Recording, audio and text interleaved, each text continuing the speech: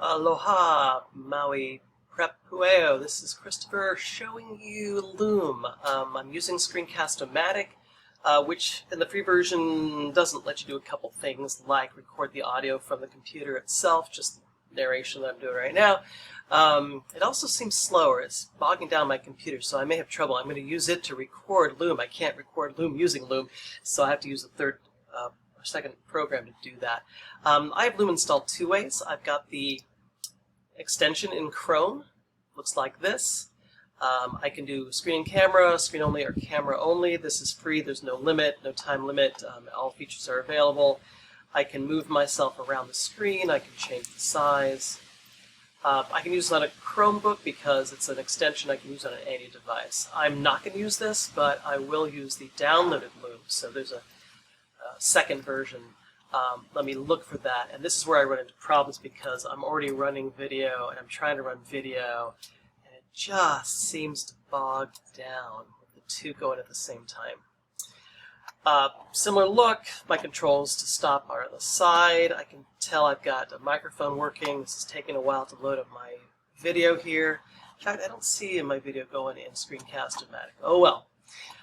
So I'm going to go ahead and see what happens if I start recording. It usually goes pretty quickly. I get a 3, 2, 1. I wait a second after the beep and I go. But with Screencast-O-Matic going on top, it's taking a while.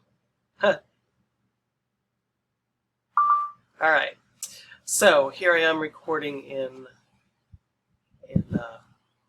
Loom.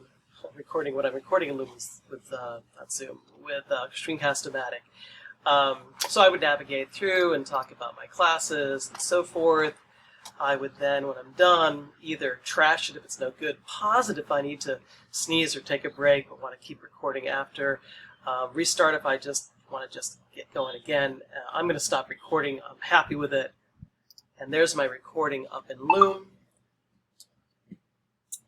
Yeah, it looks like Loom stole the camera away. What's nice is it's already up. I can play it right away. So, and there's my link I can copy. Right now it's only people that I give the link to can see it. I can make that public.